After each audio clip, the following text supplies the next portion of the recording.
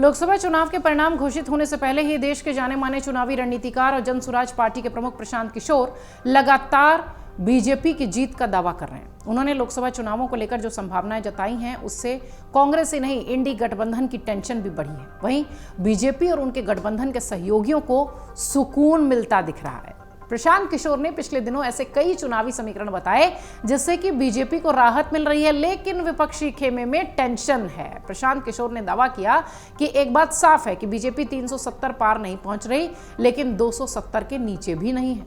आइए जरा आप बताते हैं कि प्रशांत किशोर ने पिछले कुछ दिनों में से ऐसे कौन से 5 बड़े बयान दिए जिनसे कि बीजेपी को राहत मिलती दिख रही है, लेकिन विपक्षी खेमा थोड़ा टेंशन में है।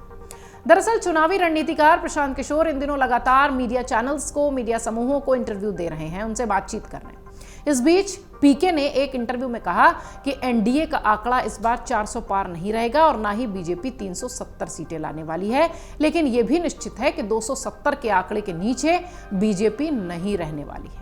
प्रशांत किशोर ने दावा करते हुए कहा था कि बीजेपी इस बार 2019 की तुलना में बेहतर प्रदर्शन करेगी। प्रशांत किशोर ने कहा कि मुझे लगता है कि बीजेपी पिछले लोकसभा चुनाव में मिली संख्या के बराबर ही सीटें हासिल करने में सफल रहेगी।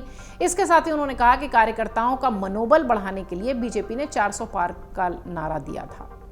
दरअसल कुछ लोगों का यह कहना है कि इस बार बीजेपी को उत्तर प्रदेश में 20 सीटों का नुकसान हो रहा है। बीजेपी के मिशन 80 को करारा झटका लग रहा है। दावा यह भी किया जा रहा है कि बीजेपी को इस बार यूपी में 2019 के चुनाव से भी कम सीटें मिलेंगी, जिसका सीधा फायदा सपा कांग्रेस का गठबंधन होगा। वहीं इस पर प्रशांत किशोर कहते हैं कि अगर कोई ये बात कह रहा है कि बीजेपी को 20 सीटों का नुकसान हो रहा है, तो मैं कहता हूं इससे बीजेपी को कहां नुकसान हुआ। इसे बीजेपी के लिए नुकसान नहीं कहा जाएगा, क्योंकि बीजेपी पहले ही 18 सीटों पर यूपी में हारी हुई है। 2019 में बीजेपी को 62 सीटें ही मिली थी। प्रशांत किशोर का कहना है कि पिछली बार बिहार और यूपी मिलाकर बीजेपी को करीब 25 सीटों का नुकसान हुआ था। वो नुकसान इसलिए हुआ था क्योंकि यूपी में सपा बसपा का गठबंधन था और 2014 में 73 सीटें जीतने वाली बीजेपी घटकर 2019 में 62 सीटों पर आ गई थी। प्रशांत किशोर का कहना है कि नुकसान तो तब होगा अगर कोई ये कहे कि यूपी में बीजेपी को 40-50 सीटें मिल रही हैं। ये न पक्ष कह रहा है और न ही विपक्ष। प्रशांत किशोर का यह भी दावा है कि बीजेपी को इस बार साउथ के राज्यों में ज्यादा सीटें मिलेंगी। दक्षिण में बीजेपी थोड़ी ठीक स्थिति में नजर आएगी। ईस्ट और साउथ के राज्यों में बीजेपी बेहतर प्रदर्शन कर रही है।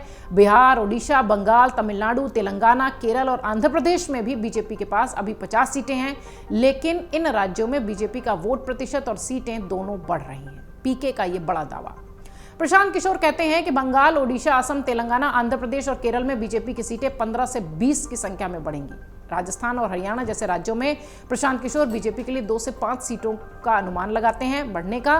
पीके कहते हैं कि ऐसा कोई राज्य नहीं है जिसमें विपक्ष बम्पर बढ़ोतरी के साथ दिखाई पड़े। पश्चिम और उत्तर के क्षेत्रों में बीजेपी को ज्यादा सीटों का नुकसान नहीं हो रहा है। अगर कोई नुकसान होता है तो पूर्व और दक्षिण के क्षेत्रों में इतनी बढ़ोतरी मिलेगी जिससे कि बीजेपी का बैलेंस हो जाएगा, भरपाई हो जाएगी।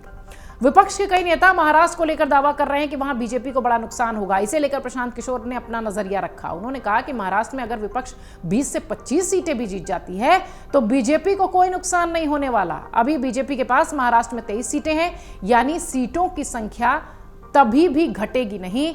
अगर किसी राज्य में कम होती है तो दूसरे राज्य से वो बैलेंस हो जाएगी। ये बात प्रशांत किशोर चुनावी रणनीतिकार कहते हुए दिखाई पड़े हैं। ये सारे आकलन हैं, ये सारे दावे हैं चुनावी रणनीतिकारों के। 4 जून को पता चलेगा कि जनता ने किसका राजनीतिक भविष्य संवार दिया और किसे अभी संघर्ष करना पड़ेगा। एग्जिट पोल 2024 1 जून शाम 6 बजे से, लोकसभा चुनाव के नतीजे 4 जून सुबह 7 बजे से। देखिए चुनाव नतीजों से जुड़ी हर खबर सबसे पहले, सबसे सटीक, केवल अमर उजाला पर, amarujala.com।